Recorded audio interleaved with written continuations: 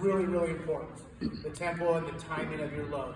Now, foot strike, all right? Getting your foot to the ground, stride, is the single hardest thing to teach and do well, right? It's not complicated, but it's very hard to do well. So, 11 and up, basically we're teaching stride and we're teaching correct stride.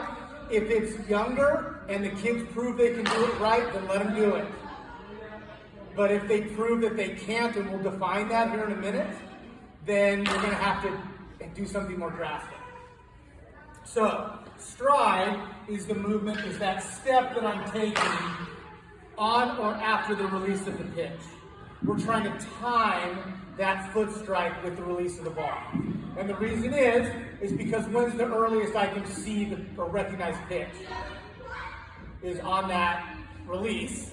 So we're trying to time that foot strike with the release. So load, stride. Load, stride.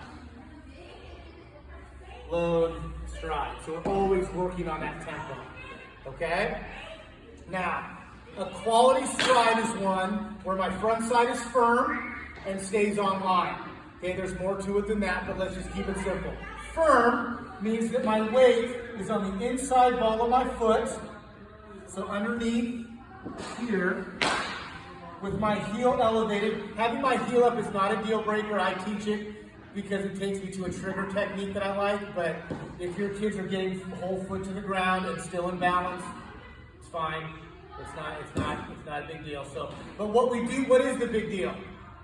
The direction of it, right? We're all going to fight the battle of, right? I mean, that's the bane of youth coaching, is striding in the bucket, okay? So, for the kids the only reason to stride is for breaking balls. If kids aren't seeing breaking balls or change-ups, then we take it away, okay? Now, this is, so for kids that are minors and under, I would highly, highly, highly recommend not striding. We just call it a roll and go. Roll and go basically means that I'm going to roll and go. Okay? So let's get back to our stride, because if you want to teach it, you want to teach it well. Okay, so we're going to go 1, 2. Load, stride. Hands, foot. Okay, notice, so my checkpoints when my foot stride. Number 1 is my body weight in the middle or slightly behind the middle. Am I in the middle? Okay, good balance, right? That's pretty obvious. Number 2, this is a big one for the kids, and they'll get it pretty quickly, is the knob of my bat pointed at the catcher.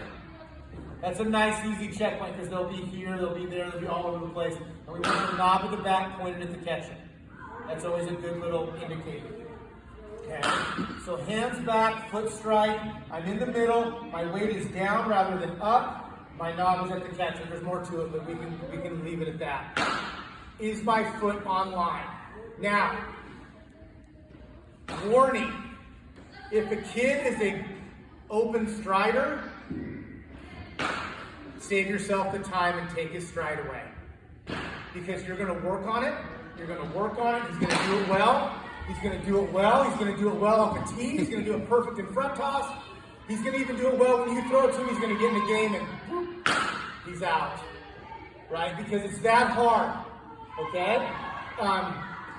It's that hard to overcome. Now, if he was coming in 3 days a week and working on it with a coach, or you guys can certainly coach him, and you know, even then, it's like, holy cow, it's hard. So, the solution is that roll and go. So, for example, so when I was where you were at and raising my son and his buddies through the league, what was that? That was 10 years ago. That whole group of kids, we won TOC at 11. None of them knew how to stride, because I just insisted that from the time they were in T-ball, they didn't do it. Why? So we could stay on the ball. So, why do we do it? The reason we do it is so that when we swing, our swing is working to the strike zone, rather than not the strength, but it's truly that simple. So we just took their stride away. All right, so we just call it roll and go. They won't like it.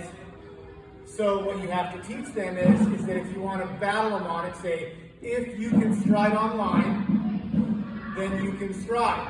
Some of them will, right? And that's okay. You don't want to take it away from them if they're doing it right. But for every kid that is just proving to you that he's going to bail, just take his stride away. The thing I promise you will happen, he'll start hitting better and he'll be liking it anyways. Like there's an AU Merchants team, which sounds kind of crazy to say, but there's 8-year-olds that the first week we talked about it, they hated it. The coaches loved it. Then the second week, kids hated it, the coaches loved it. The third week, half of the kids were like, I'm a no strider, because they were just starting to hit the ball back.